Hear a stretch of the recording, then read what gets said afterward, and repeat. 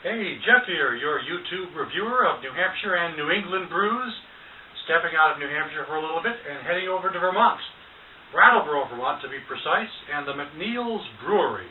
I've been to the McNeill's Brewery in Brattleboro, and they make some really fine brews, but when you go into the actual brew pub itself, it's kind of like going into a small bar. It's really, after seeing so many of their brews in the stores, it's a bit of a surprise to me going in there. It seems so modest and small compared to the kind of brews that they make, which tend to be big and widespread and easier to come by. But anyway, I'm checking out today McNeill's Warlord Imperial India Pale Ale. And don't you just love this black label with this really kind of neat-looking 18th century style looking piece of artwork? Kind of a bit of an animated cartoon feel to it with this knight in shining armor. I really kind of like that label, and a lot of the labels have this unique art style. But this Warlord IPA is 8.5% ABV and is available in these big bottles or available on tap at the brew pub in Brattleboro, Vermont. So there it is, and has a gold cap, straightforward. And without further ado, let me just pop the top open on this. I'm going to be pouring it into my Allagash glass.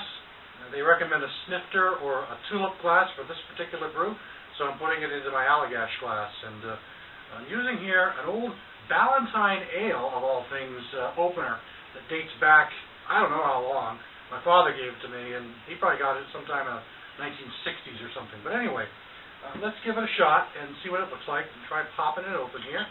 I don't have a table in front of me, so I'm going to put it on my bookshelf made out of wood and granite, which features all of my different old science fiction pulp magazines, like Analog, Asimov Science Fiction, Fantasy and Science Fiction magazine. Big fan of that kind of stuff. Got a bunch of these that are autographed as well, which are kind of near and dear to my heart. So I've popped the top, and I don't know if there was much smoke at the beginning. I was looking at the camera too much to really pay attention to the smoke, but anyway, be that as it may, let's pour the glass right now and see what we have. Well, the color of it is turning out to be kind of an amber copper color, which is not a bad looking brew. Very cloudy, kind of hazy and cloudy as well on this. I'd say, see, they brew, their beers are unfiltered, so it's going to have that kind of cloudy look to it anyway. Give it a whiff and check out the aroma. Yeah, the sweet maltiness is what you get at first, but then it's immediately followed by a good little burst of floral hops. So it's a nice balance. It's a nice kind of sensation that you get out of the aroma of this particular one. Now the hops are coming in a little more clear. So the first whiff you get is malty, so the malts go into your system, and then the hoppiness follows, and it's really a nice combination. So let's give it a sip.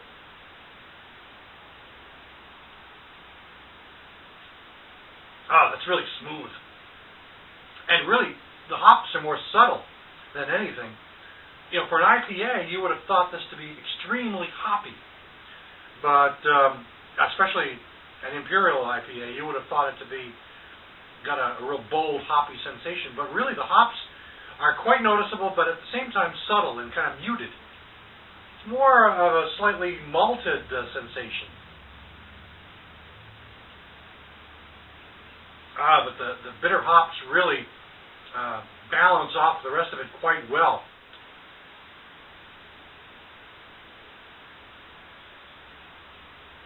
Yeah, it really has it's really got a nice balanced flavor. It's really quite enjoyable. A sweetness and a strong bitter hoppiness, but not to the point where the hops really blow you away like some other IPAs that I've had out there. Kind of on the dry side as well. Sort of a dry sensation as well. This is really quite a nice brew. If you're not a big fan of hops, but you like them a little bit, but you don't like to get blown away by it, this might be a good one for you if you want to get introduced into the world of IPAs. Because IPAs are quite distinctive, as we all know. They have a good, strong hoppiness, and that's why it's what it is, an India Pale Ale. They put lots of hops in it so they could transport all of these beers from Europe to India way back in the day when they were going on sailing ships. So that's kind of the history there. At least that's my understanding of it. But boy, this really does have a nice flavor to it. It absolutely does. It's unfortunate that the glass I'm using is a bit smaller than the full big bottle, because it would have been nice to pour the whole thing in to see if there's any sort of sedimentary action going on. But still, it really has a nice flavor, and one that I enjoy. I quite like it. Okay, so that's McNeill's Warlord Imperial IPA from Brattleboro, Vermont. And thanks for stopping by. I appreciate any comments that you may make, or any good or bad, whatever you want to say about me. I'm happy to hear and respond. I try to respond to all the ones I get, but catch you again next time. Thanks for stopping by.